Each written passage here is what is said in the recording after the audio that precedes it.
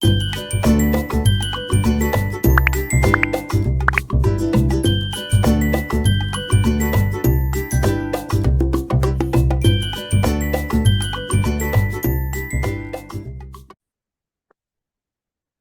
afternoon, dear A-level biology students. We are discussing monthly test because it's the first month of a new session in every school.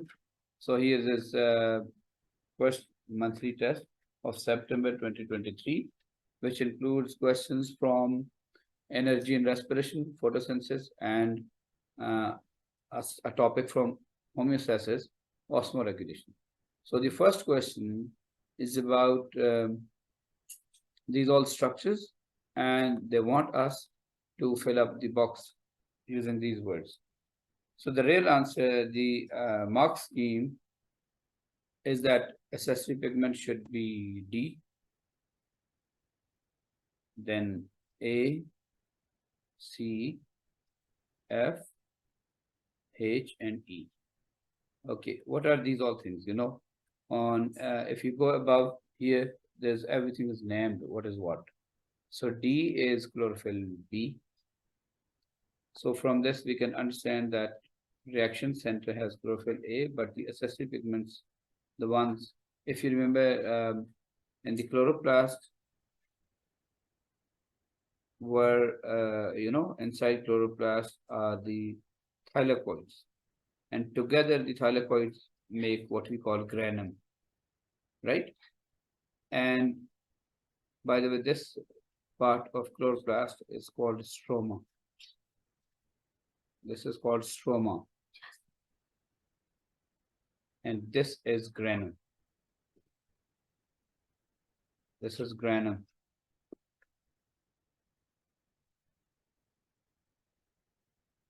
And this one is individually, this one is thylakoid. And dear students, we had studied this in very much detailed manner in our school. And this is basically, we are right now discussing just the test. We are not doing the whole topic. So, but I just would like to give you a clue of if this is thylakoid. So thylakoid membrane has photosystems and also electron transport chain, electron carriers. So if you remember this story, that these photosystems have two kinds of pigments, primary pigment and accessory pigments. So primary pigments are in the reaction center, which is at the base. This one is reaction center. And then accessory pigments are in the rings around. So one of the accessory pigments, as per Marxine, is chlorophyll B. So look, they all absorb light and send it to the reaction center. From reaction center, electron is knocked out, and the story goes on. But anyway, right now I would like to go specifically with this question. So dear students, this is DAC. Okay, A is thylakoid membrane. Let me first write down this all, then I should brief you quickly. C is chlorophyll A. And then F is NADP. H is proton.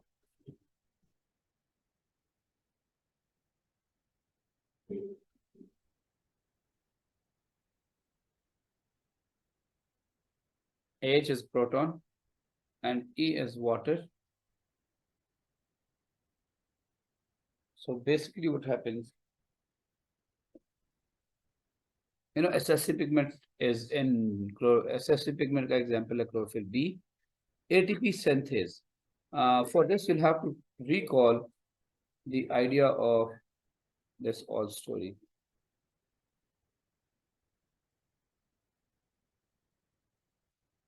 Let me make thylakoid a little big.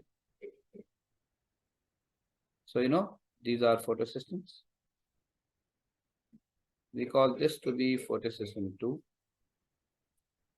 And here's another, we call it ES1. So we had study, and then there are electron carriers.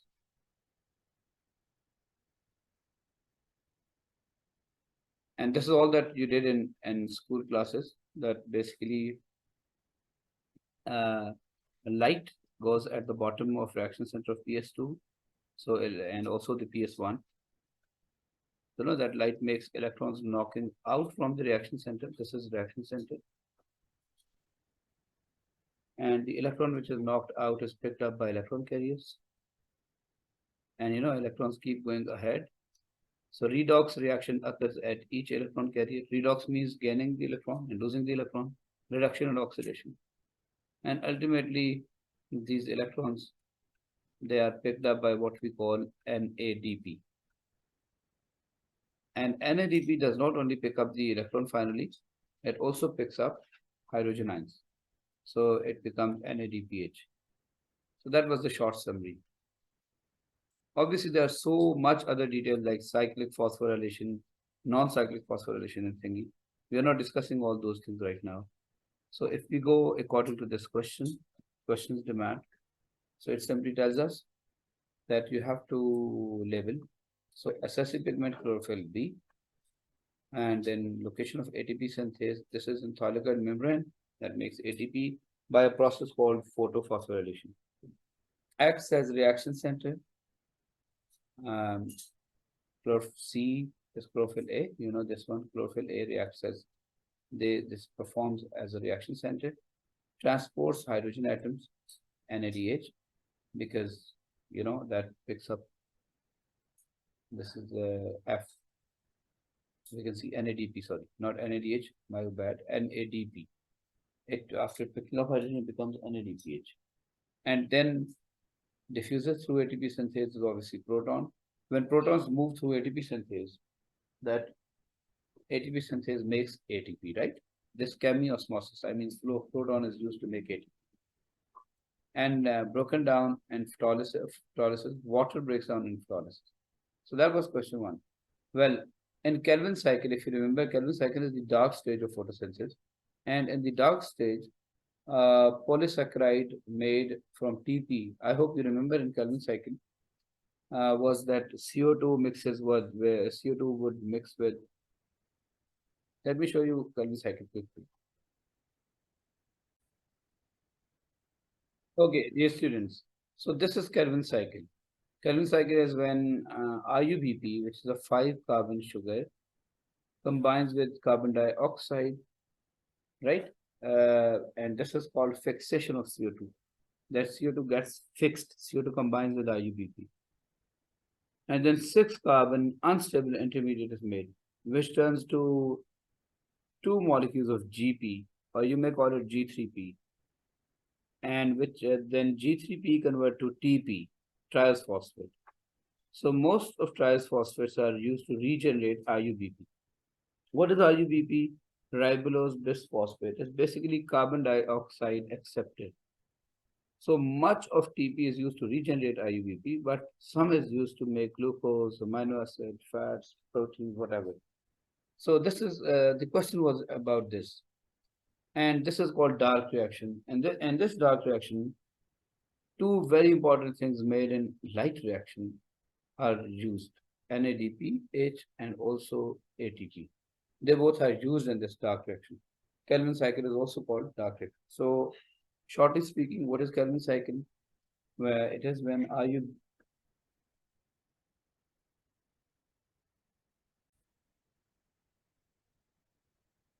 So this was like IUPP combines with carbon dioxide, makes 6-carbon unstable intermediate, which then breaks to 2 molecules of 3 carbon each, which is called GP, glyceraldehyde phosphate, or glyceraldehyde 3 phosphate. And this GP, which is 3-carbon molecule, converts to TP, triose phosphate. And then triose phosphate, much of triose phosphate, your TPs are used to regenerate IUPP, but some of them are used to make glucose and amino acid thingy. And this process, you can see in this transition from GP to TP, glyceraldehyde 3-phosphate to triose phosphate. And this transition, and NADPH and ATP are used. And also, in regeneration of IUPP. IUPP is the CO2 accepted. And that step also ATP is used. So both ATP and NADPH were made in light reaction. So you can say the dark reaction does not take place in light, but it makes use of the things made in the light reaction.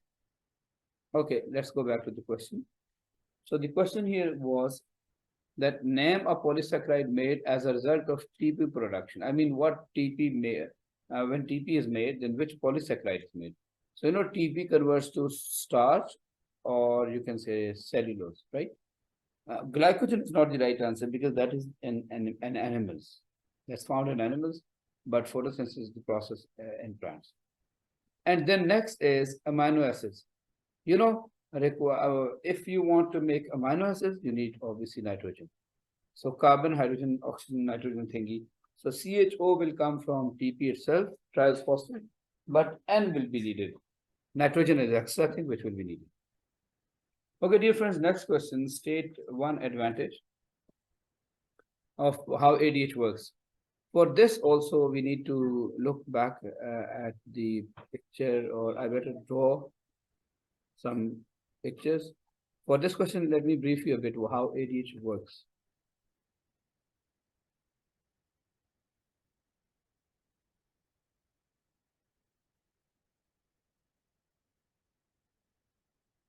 Okay, dear friends, if you want to understand commentary on this question, you better realize, imagine that this is blood capillary. It's going through brain, right? So in the brain, there's a place called hypothalamus. Hypothalamus. So hypothalamus is a kind of sensor. It will detect any changes if there are any in the blood. So see, blood passes through hypothalamus. These are the ones in red are cells of hypothalamus. Cells of hypothalamus. So when blood passes through these cells in the capillary, then what happens is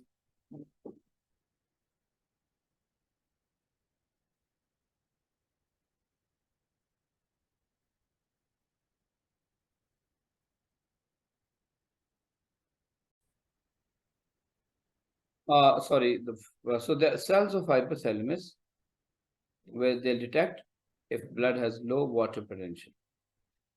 Low water potential of blood means less water in the blood.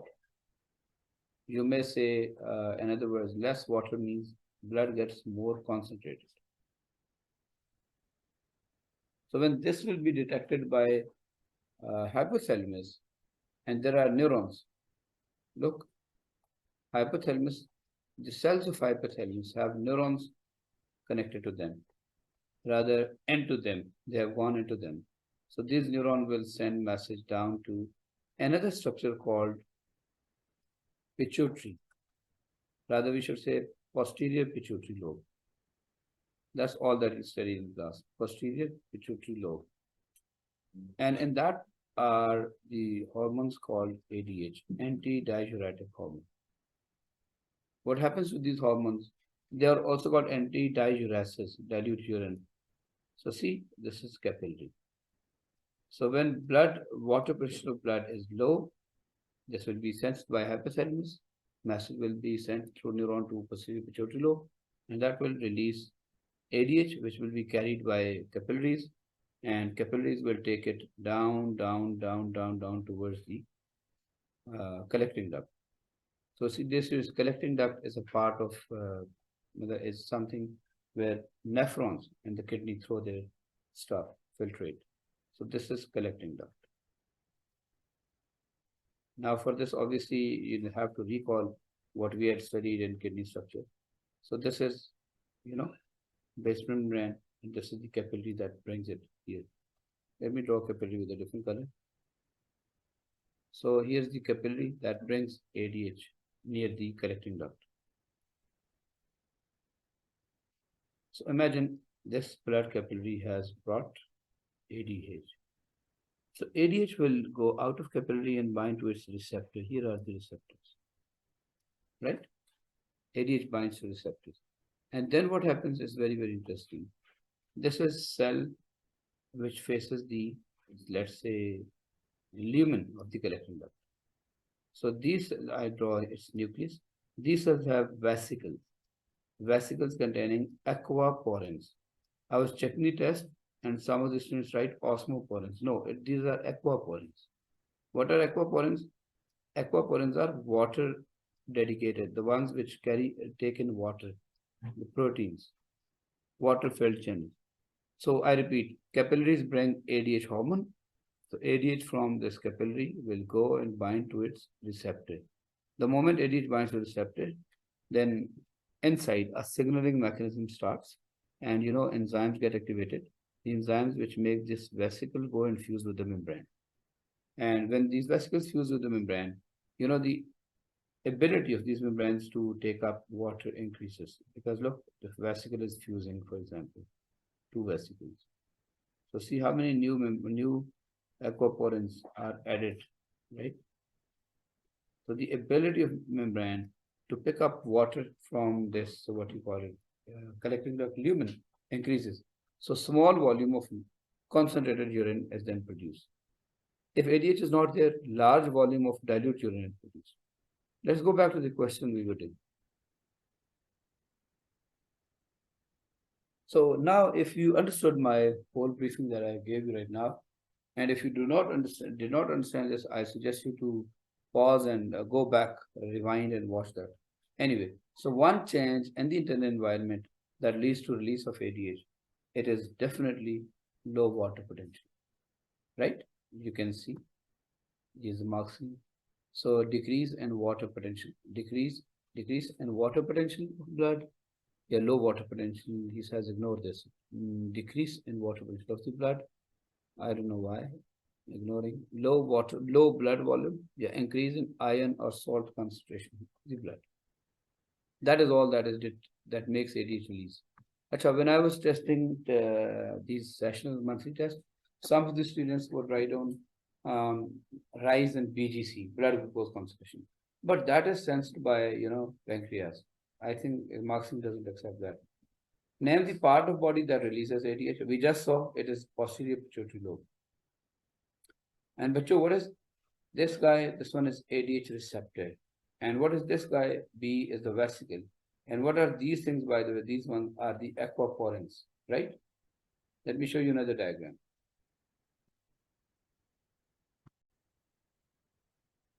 So these diagrams can make us more clear. Imagine this is the blood capillary that comes in, and these students, and let me recall some more things here. This guy is blood capillary, and obviously, and this one is what? Basement membrane, Remember, basement membrane is not cellular. It is just collagen fiber thing. It stops passage of RBCs and protein to the,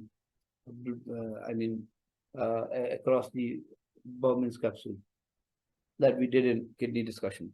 But the thing is that this, if any topic, any certain topic in this discussion bothers you, you can watch further videos we'll be sharing on every single topic of this chapter and every chapter, obviously. Right now, my discussion focuses on the questions that came in the test. That's why I cannot explain the whole topic. So the thing is, when blood brings ADH, ADH binds to the receptors, and receptors are towards the side of the basal membrane. Then this binding of ADH with the receptor makes vesicles containing aquaporins go and fuse with the membrane. You see, enzymes got active. The active enzymes make vesicles go and fuse with the membrane. Initially, membrane did not have much aquaporins, but now this membrane has 1, 2, 3, 4, many aquaporins. So a lot of water from collecting duct lumen will be absorbed. And obviously, small volume of concentrated urine will be produced. Okay. So this is, what do you call it, summary. And that's all hypothalamus thingy and that. Okay, let's go back to the question. Okay. So we named what is A and B. A is receptor, B is vesicle. Okay, the next question says phosphorylase enzyme simulates structure B. Dear friends, phosphorylase is every that enzyme which adds phosphate to something. So phosphorylase enzyme activates what? Structure B. What is structure B? As we just saw, structure B is vesicle containing aquaporins. And this is a lumen of collecting duct. When this vesicle will fuse with this membrane and aquaporins, these are aquaporins, right? These things are aquaporins. Aquaporins. So these will get incorporated into this. So obviously from lumen, a great amount of water will be reabsorbed. And we'll say that little volume of urine, concentrated urine will be produced. So now he says that describe the response of structure B to the stimulation and describe the consequence. That all is discussed. Third question is oxidative phosphorylation, and that's about mitochondria. What happens in mitochondria? For that also, I think I'll have to give you a quick briefing. Then I'll come back to this question.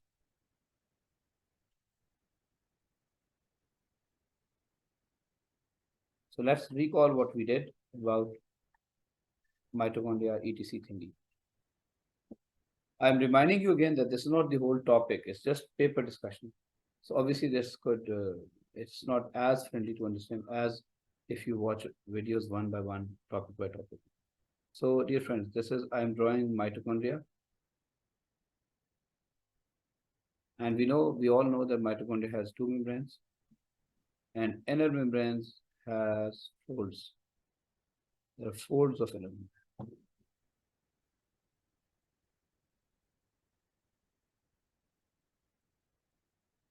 Now, let me quickly go through this. Now, what happens is that this inner membrane has electron carriers.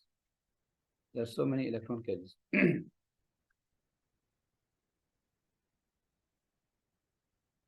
And these electron carriers make ETC. And this guy is outer membrane. This one is inner membrane. And this one is intermembrane space. I don't write on full names, but I hope you understand it. This is electron transport chain. So what happens is, okay, then, NADH. I repeat that you might consider this stuff, but this is, I'm telling you, this is just a question. That's not the whole topic. So NADH gets oxidized to NAD and NAD and H. For the details of these topics, you can watch our videos. I'll be sharing, inshallah, for every topic. And I'll be sharing not only topical videos, but topical questions as well, very soon. So dear friends, NADH is oxidized to NAD and H plus, NAD and H. H is further oxidized to H plus and electron. And now where does this electron go? See, electron is picked up by an electron carrier. So reduction occurs. Then it goes to the next, so oxidation occurs. So redox reaction occurs at each electron carrier. See, redox reaction. Gain of electron, loss of electron. Gain of electron, loss of electron. So ultimately, this electron will be picked up by oxygen. So, oxygen acts as final electron acceptor. Please don't forget it. Oxygen acts as final electron acceptor. But the question is, what is the point of these electrons going across the electron carriers? It's a very, very, very important phenomenon. Why it's very much important? Because some of these redox reactions are exothermic. They release energy. And that extra energy is used to pump hydrogen ions from matrix. This is matrix, right? So hydrogen ions are thrown from matrix to intermembrane space. And as a result, we have so much H pluses here. So in a way, in the intermembrane space, two things increase. Number one is the positive charge. And number two is the concentration of ions, obviously the amount of ions. This is also called double gradient, two things are more in the intermembrane space.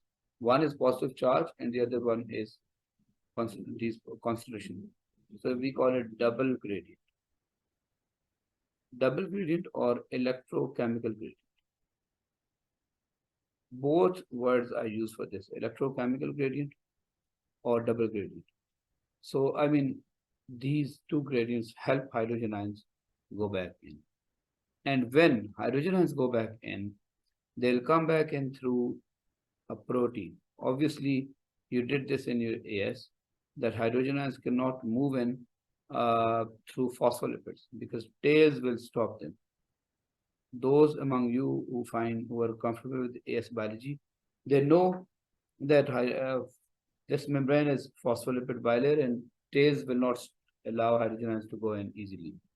So hydrogen ions move back in through a protein, right?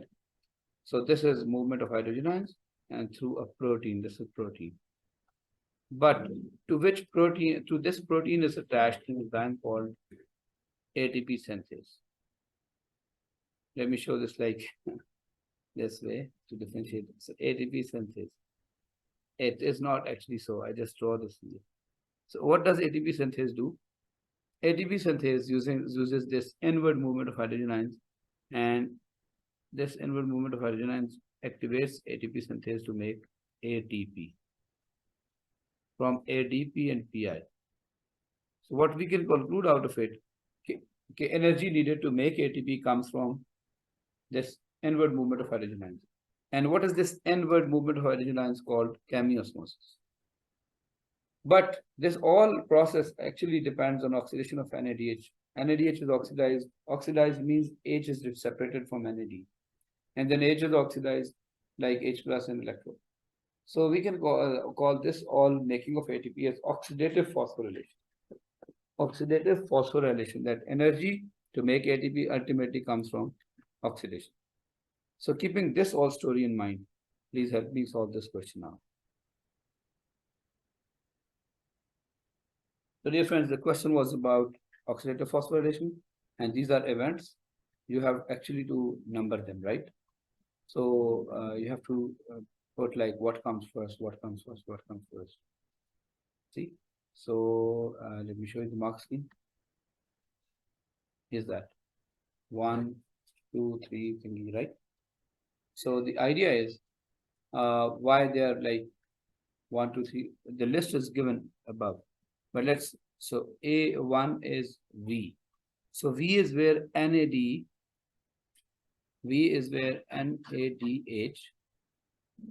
releases its hydrogen and becomes NAD and H plus. That's what we saw a minute ago. S is after that, we had studied that hydrogen splits into H plus and electron. That all what I told you is here in the question.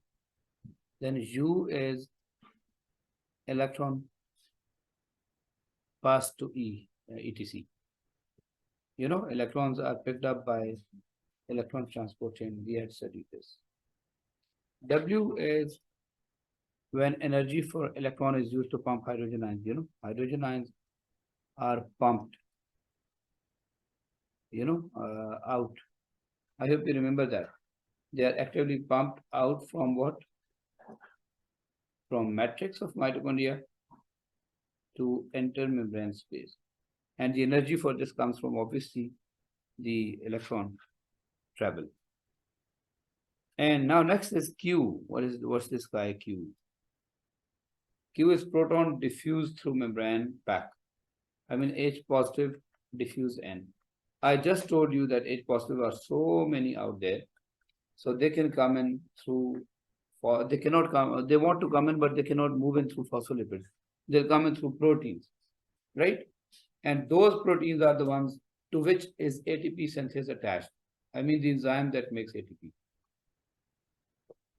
Anyway, hydrogen ions when diffuse N, ATP synthase is attached to that protein through which hydrogen ions move in, and that ATP synthase makes protein, makes ATP, produces ATP.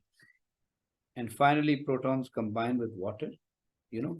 I forgot to tell you this, that H plus combined with plus combined with electron and oxygen to make water.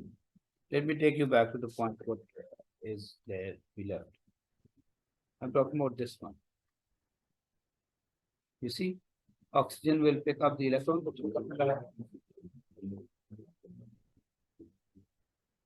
Oxygen will pick up the electron, final electron acceptor, and it will also accept, oxygen will also pick up this proton that comes in. So see, this will also combine with oxygen, so water is made. From here, you can think of that where does the water come in respiration. In the equation of respiration, every one of us is known that water is produced. But where does that water come? That is here. Oxygen reacts with proton coming in and also the electron. So as a result, water is made. At this point, if I ask you, why do we die of no oxygen?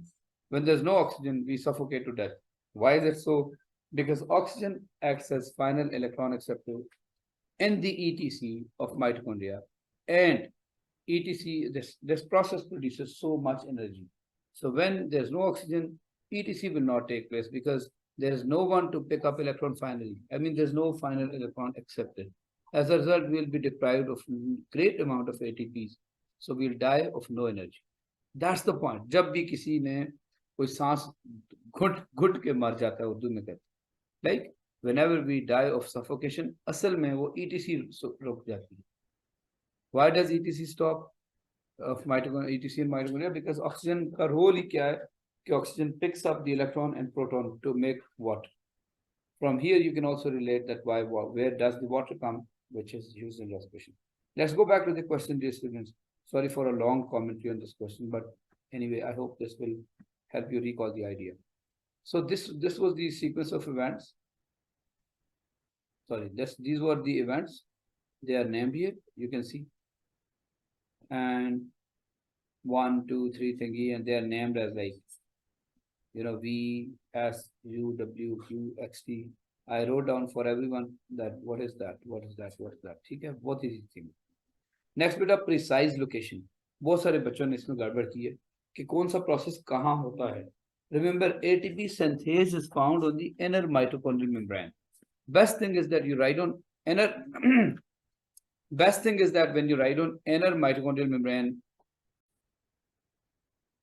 So dear students, ATP synthase, the enzyme as I showed you in the picture, that's found in. But why not? I should tell you from this picture. So ATP synthase is found in the inner mitochondrial membrane, right? And the next says Krebs cycle. Krebs cycle takes place in the matrix. We did not study about Krebs cycle today. That's so long a discussion, obviously. Electron transport chain, inner mitochondrial membrane. And coenzymes, what are coenzymes? Coenzyme A is used in Krebs cycle that we did not study in this briefing. But anyway, that is also found in matrix, and pyruvate is found in matrix. So for these things, you'll have to compromise because my video time goes too much, and we are just discussing only the questions. So we're not going to the whole chapter of respiration. So the precise location of ATP synthase is, you can see through marks. ATP synthase is found on the cristae, inner membrane. Krebs cycle occurs in the matrix. Electron transport chain found in the cristae or inner membrane. Coenzyme A is found in the matrix, and pyruvate is found in the matrix. Last question of this paper is energy to make ATP comes from oxidation. The question is basically what is oxidative phosphorylation? It is when energy for phosphorylation comes, from oxidation. As we saw in the mitochondria, energy to phosphorylate comes from oxidation of NADH. Just one more question. I forgot to attach marks for this. So please help me label A, B, C. What are A, B, C? So no, we have to basically fill up this column. That Rubisco, he says, you may use this using these letters. Show the location. So where is ATP synthase? So the answer obviously is C, B, A, C. What does it mean? That ATP synthase is found in the thylakoid membrane of this. And Rubisco is found in the matrix because that is where, dark reaction occurs. No, not in the matrix, sorry, stroma. Starch grains are found, and these are starch grains, right? These storage granules. And then phospholipid bilayer is obviously the cover. And the thylakoid membrane also, that is phospholipid. So phospholipid bilayer. Bye-bye.